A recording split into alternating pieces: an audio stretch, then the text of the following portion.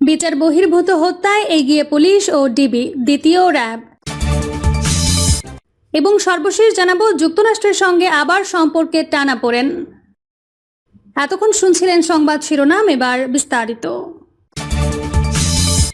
বিচার বহির্ভূত হত্যায় এগিয়ে পুলিশ ও ডিবি, দ্বিতীয় র্যাব। 2019 থেকে 2021 সাল পর্যন্ত 3 বছরে বাংলাদেশে বিচার বহির্ভূত হত্যাকাণ্ডে নিহত হন 591 জন। 6 ধরনের বিচার বহির্ভূত হত্যাকাণ্ডের মধ্যে বন্দুকযুদ্ধের ঘটনা ঘটেছে সবচেয়ে বেশি। এসব ঘটনার সর্বাধিক ঘটিয়েছে পুলিশ ও ডিবি পুলিশ। তালিকায় দ্বিতীয় অবস্থানে আছে RAB. Border guard Bangladesh, coast guard, নৌ পুলিশের গুলিতেও নিহত হয়েছেন মানুষ। 8টি জেলা বাদে গোটা বাংলাদেশে সরকারি ভাষ্যমতে বন্দুকযুদ্ধ হয়েছে। বাংলাদেশে বিচার বহির্ভূত হত্যাকাণ্ড শিরোনামে এক ওয়েবিনারে এসব তথ্য প্রকাশ করা হয়। সম্প্রতি এক গবেষণায় এসব তথ্য উঠে এসেছে বলে ওয়েবিনারে জানানো হয়।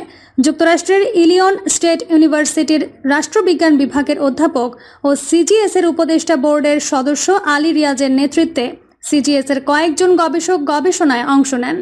আইন বহির্ভূত ও সংবিধানের সঙ্গে সাংঘর্ষিক অনুশীলনের গুরুতর পরিণতি বোঝার জন্য এই গবেষণাটি করা হয়েছে বলে জানিয়েছেন সংশ্লিষ্টরা।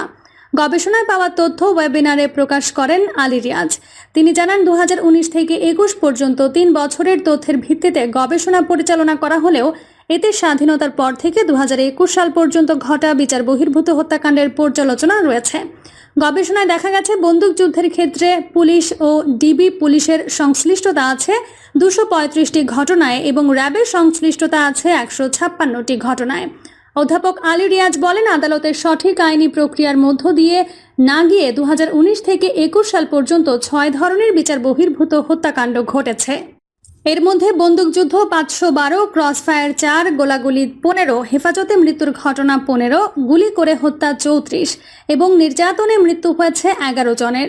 গুলি ছোড়া হলে প্রতিরোধের চেষ্টা হয়েছে বোঝাতে বন্দুকযুদ্ধ শব্দটি ব্যবহার হয়ে থাকে। সরকারি ভাষ্য অনুযায়ী 86% বন্দুকযুদ্ধে রাষ্ট্রীয় বাহিনীর সম্পৃক্ততা পাওয়া গেছে। গবেষণার তথ্য অনুযায়ী 1991 সাল থেকে 1997 সাল পর্যন্ত হেফাজতে মৃত্যুর 17টি ঘটনা ঘটলেও গুলি করে হত্যা, বন্দুকযুদ্ধ বা ক্রস ফায়ারের কোনো ঘটনা ঘটেনি। 2005, 2013 ও 2018 সালের তথ্য বিশ্লেষণ করে দেখা গেছে, নির্বাচনের আগে বিচার বহির্ভূত হত্যাকাণ্ড বাড়ে। মাদক বিরোধী অভিযানের সময় ওই সংখ্যা ব্যাপকভাবে বেড়ে যায়। 2018 সালের 15 মে চল যাই যুদ্ধে মাদকের বিরুদ্ধে স্লোগান নিয়ে মাদক বিরোধী অভিযান শুরু হয়। এই সময়কালে কোনো কোনো জেলায় দিনে 1 জনের বেশি মানুষও নিহত হন। গবেষকেরা সময় বেঁধে এ ধরনের বিচার বহির্ভূত হত্যাকাণ্ডের স্বচ্ছ তদন্ত ও বিচারের সুপারিশ করেছেন। এ বিষয়ে সুপ্রিম কোর্টের আইনজীবী শাহদিন মালিক বলেন, 2002 সালের 16 অক্টোবর থেকে 2003 সালের 9 জানুয়ারি পর্যন্ত অপারেশন ক্লিন হার্ট নামে যৌথ বাহিনীর অভিযানে 59 জন মারা যান। হৃদরোগে তাদের মৃত্যু হয়েছিল বলে সে সময় যৌথ বাহিনীর পক্ষ থেকে দাবি করা হয়। ওই অভিযানের কার্যক্রমকে দায় মুক্তি দিয়েছিল সেই সময়কার সংবাদ, কিন্তু পরে দায়মুক্তি বহাল থাকেনি। শাহদিন মালিক আরও বলেন, দায়মুক্তির দুনিয়া বদলে গেছে। বাংলাদেশে 1971 সালে সংঘটিত যুদ্ধাপরাধের বিচার, বঙ্গবন্ধুকে সপরিবারে হত্যা, কারাগারে 4 জাতীয় নেতা হত্যার বিচার হবে কেউ কখনো ভাবেনি।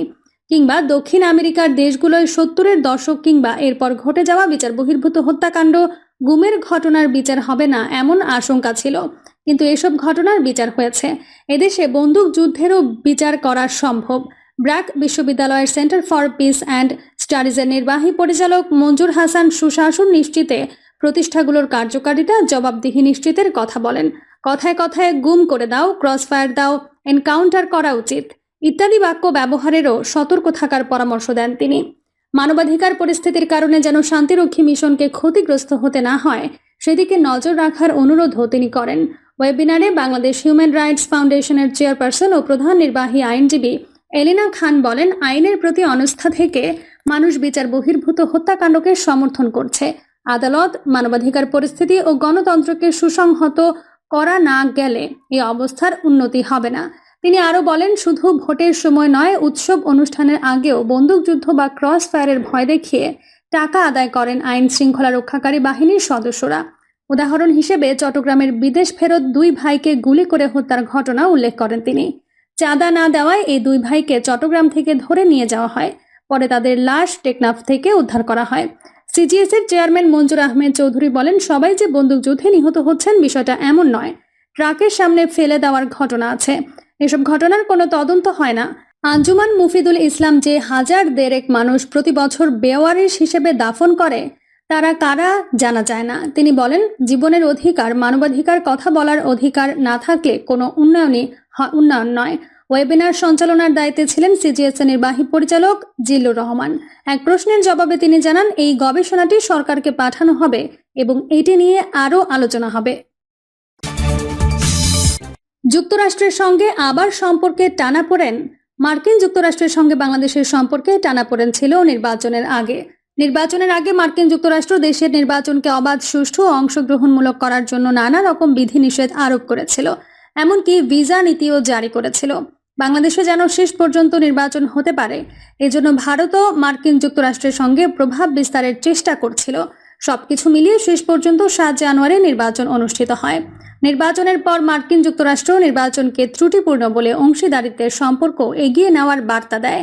সর্বশেষ কদিন আগে যুক্তরাষ্ট্রের দক্ষিণ পূর্ব এশিয়া বিষয়ক সহকারী পররাষ্ট্রমন্ত্রী ডোনাল্ড লু সফর করে গেছেন। তিনি অতীতের তিক্ততা ভুলে সামনের দিকে তাকানোর বার্তা দিয়েছেন। তিনি বলেছেন, আমরা সম্পর্ককে আরও এগিয়ে নিয়ে যেতে চাই। কিন্তু তার যাওয়ার পরপরই মার্কিন যুক্তরাষ্ট্র এবং বাংলাদেশ সম্পর্কের অস্বস্তির গন্ধ পাওয়া যাচ্ছে।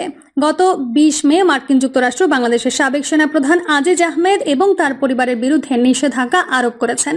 এই নিষেধাজ্ঞার ফলে বাংলাদেশ মার্কিন যুক্তরাষ্ট্র সম্পর্ক নিয়ে নতুন করে টানাপোড়েন হয়েছে কিনা সেই প্রশ্ন সামনে আসছে। যদিও পররাষ্ট্রমন্ত্রী মার্কিন যুক্তরাষ্ট্রের নিষেধাজ্ঞাকে ব্যক্তির ওপর নিষেধাজ্ঞা হিসেবে অভিহিত করেছেন। এর ফলে সরকারের সঙ্গে সম্পর্কের কোনো ব্যত্যয় ঘটবে না বলেও উল্লেখ করেছেন। কিন্তু গতকাল 14 দলের বৈঠকে প্রধানমন্ত্রী শেখ হাসিনা আবার মার্কিন বিরোধী অবস্থান গ্রহণ করেছেন। প্রধানমন্ত্রী শেখ হাসিনার কাছেই সবচেয়ে বেশি খবর আছে এবং তিনি নিঃসন্দেহে কোনো তথ্য উপাত্তের ভিত্তিতে মার্কিন যুক্তরাষ্ট্রের সমালোচনা করেছেন। প্রধানমন্ত্রী 14 দলের বৈঠকে বলেছেন, দেশের অংশ ভাড়া দিতে গিয়ে বা কারো হাতে তুলে দিয়ে আমি ক্ষমতায় যেতে চাই না। ক্ষমতার দরকার নেই। যদি জনগণ চায় ক্ষমতায় আসবো, না হয় ক্ষমতায় আসবো না। আমি জাতির পিতা বঙ্গবন্ধু শেখ মুজিবের মেয়ে।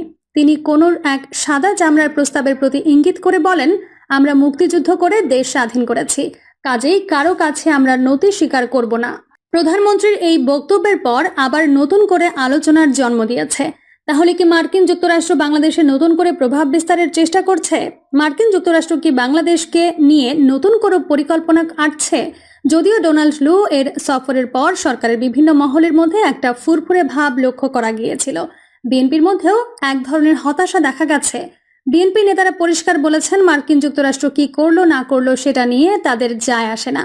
কিন্তু এখন প্রধানমন্ত্রীর বক্তব্যের পর অনেকেই মনে করছেন, মার্কিন যুক্তরাষ্ট্র সম্ভবত বাংলাদেশের নতুন করে চাপ দিতে চাচ্ছে এবং এই ধরনের কিছু তথ্য সরকারের কাছে আছে। এই চাপের প্রেক্ষাপটের কারণ কি তা নিয়েও কূটনৈতিক অঙ্গনে নানামুখী আলোচনা চলছে। অনেকেই মনে করেন যে বাংলাদেশ তার যে বেসামরিক বিমান চলাচলের জন্য উড়োজাহাজ কিনবে, সেই উড়োজাহাজ বিক্রির জন্য মার্কিন যুক্তরাষ্ট্র আগ্রহ দেখিয়েছে। মার্কিন উৎপাদিত বোয়িং কেনার জন্য সরকারের ওপর এক ধরনের চাপ প্রয়োগ করা হচ্ছে। এছাড়াও বাংলাদেশে যে সমস্ত মার্কিন প্রতিষ্ঠান কাজ করে, সেই প্রতিষ্ঠানগুলো তাদের লাভের টাকা নিয়ে যেতে পারছে না। আর্থিক সংকটের কারণে এই টাকা আটকে দেওয়া হয়েছে। এই বিষয়টি ডোনাল্ড লু সালমান এফ রহমানের কাছে উপস্থাপন করেছিলেন। এখন গভীর সমুদ্র বন্দরে তেল গ্যাস অনুসন্ধানের জন্য টেন্ডারের কাজ চলছে। সেই টেন্ডার প্রক্রিয়াতেও মার্কিন যুক্তরাষ্ট্র হিস্সা চায়। আর এই ব্যবসায়িক কারণগুলোতে মার্কিন যুক্তরাষ্ট্র বাংলাদেশের ওপর নতুন করে চাপ প্রয়োগ করছে কিনা তাহলে আলাপ আলোচনা আছে। আবার অনেকে মনে করে সাম্প্রতিক সময় বাংলাদেশের চীনের দিকে ঝুঁকে পড়ানোর জন্য মার্কিন যুক্তরাষ্ট্র হয়তো নতুন করে চাপ প্রয়োগ করছে। প্রিয় দর্শক, এই ছিল এখনকার সর্বশেষ সংবাদ। আপডেট সব সংবাদ পেতে চ্যানেলটি সাবস্ক্রাইব করে বেল আইকনটি ক্লিক করে রাখুন।